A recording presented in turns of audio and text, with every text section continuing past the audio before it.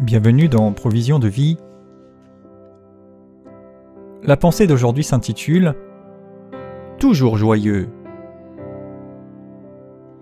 1 Thessaloniciens 5 au verset 16, il est dit « Soyez toujours joyeux ». Dans la deuxième épître aux Corinthiens au chapitre 6 et au verset 10, les apôtres témoignent et disent « Nous pouvons être comme attristés, mais nous sommes toujours joyeux ». Alors cela peut sembler élevé, sinon carrément utopique, de vouloir penser, dire ou espérer être toujours joyeux.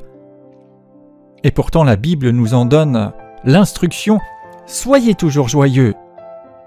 Oui, il peut y avoir des moments où nous sommes attristés, il peut y avoir des moments où les circonstances sont tout contraires à quoi que ce soit, mais malgré cela, nous sommes exhortés à être joyeux, attristés mais joyeux.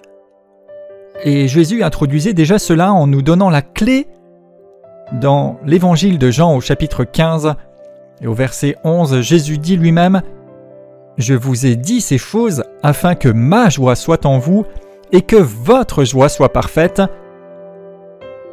Ici, nous réalisons que lorsque la Bible nous dit d'être toujours joyeux, en fait, cela ne dépend pas tellement de notre propre joie, c'est-à-dire de notre ressenti, de notre sentiment ou de notre émotion du moment, mais en fait que sa joie à lui soit en nous et qu'alors notre joie devienne parfaite.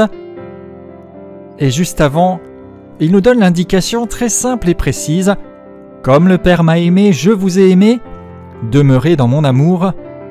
Si vous gardez mes paroles, vous demeurerez dans mon amour. Et comme j'ai gardé les paroles de mon Père, je demeure dans son amour.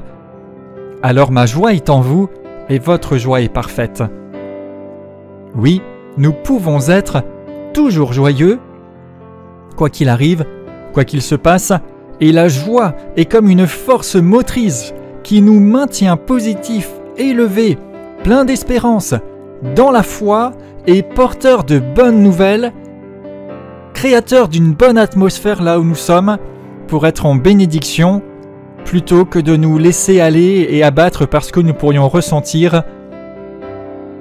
Les apôtres ont vécu toutes sortes de choses terribles, difficiles, d'atteintes à leur vie, de choses énormes, dont il peut même être difficile par moments d'imaginer l'ampleur. Mais ils diront « Nous avons été comme attristés, mais toujours joyeux ». Alors prenez la décision vous aussi d'être joyeux, demeurez dans l'amour du Seigneur, suivez ses paroles et ses instructions, et puisez dans sa joie. Si vous vous sentez attristé ou abattu, eh bien, puisez dans sa joie, dans cette relation avec lui, et votre joie sera accomplie et parfaite, et vous pourrez la porter même dans un monde morose.